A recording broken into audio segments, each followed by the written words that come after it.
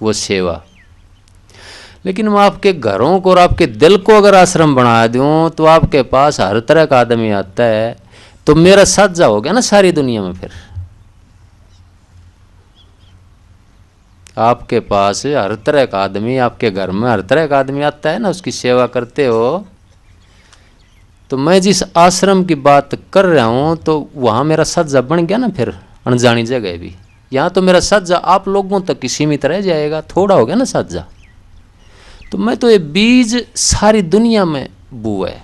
ये सत्संग, ये शिक्षा मेरे कुल मालिक की, मेरे सदगुरु की सारी दुनिया में जावे। मैं स्थूल आश्रम स्थापित नहीं करना चाहता। मैं दीवारों के आश्रम, ईंटों के आश्रम, सीमेंट के आश्रम खड़े नहीं करना चाहता। मैं दिलों के अंदर, विचार के अंदर आश्रम खड़ा करना चाहता हूं, जिसका कोई पता नहीं हो स्थूल।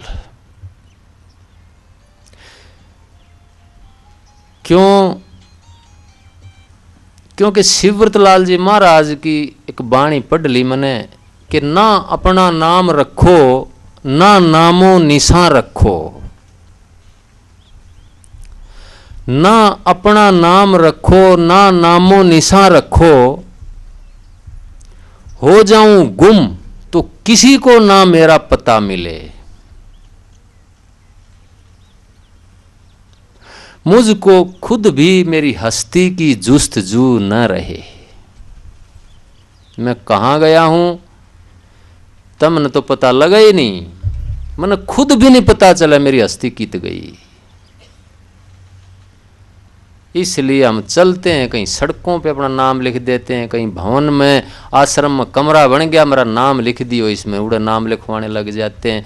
अरे पत्थर हो जाना है, पत्थर रेत से बने हुए हैं, और रेत ने, जैसे बच्चे शाम को घर बना के जाते हैं, रेत पे लिख करके जाते हैं, तो रात को तेज हवा आती है और उसको ढक देती है, उसको उड़ा देती है।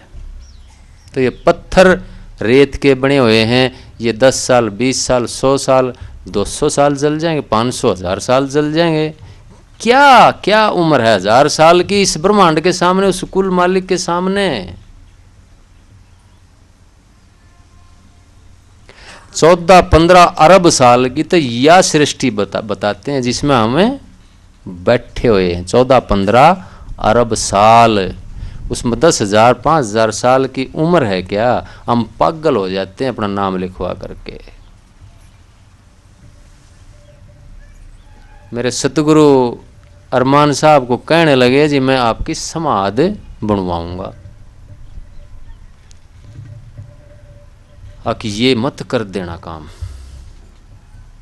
फिर समाधियों की पूजा होने लग जाए, फिर मंदिर वाली पूजा में इस थारी पूजा में क्या फर्क रह जाएगा? फिर कितने तुम गुरु की समाधि के ऊपर माथा रगड़ते हो, कहीं कुर्सी के ऊपर माथा टेकते हो।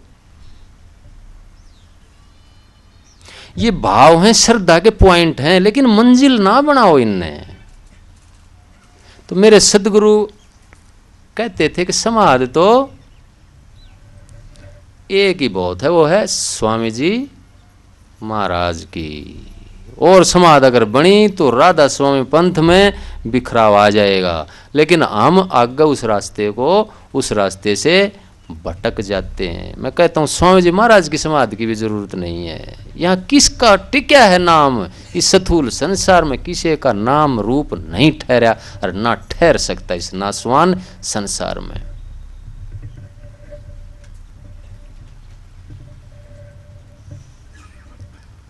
तो फिर कहने लगे कि मैं अपने आश्रम का नाम आपके नाम पर रखूंगा,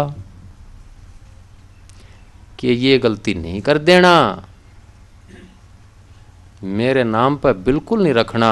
और मेरा जब अंतिम संस्कार करे तो उसी जगह करना जहां मेरे पूर्वजों का कराया गया है। फिर कहने लगे जी मैंने अंतर में धुन सुनती है। कि कौन सी सुनती है? कि राम सिंह राम, राम सिंह राम, राम सिंह राम। गुरु जी का नाम था ना राम सिंह अरमान। तो कहने लगे या गलती ना कर दिए, प्रणाली ना बदल दिए, बर्बाद हो जाएगा। और ये पंथ भी, जो इस पंथ से, जो राधा स्वामी नाम से हट जाएगा वो खत्म हो जाएगा। यही फिर फकीर चंद जी महाराज ने कही।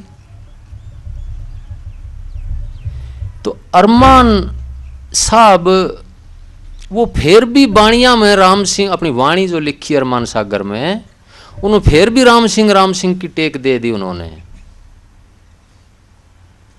लेकिन शिवव्रत लाल जी महाराज की टेक में कहीं नहीं मिलता, राधा स्वामी दयाल मिलता है।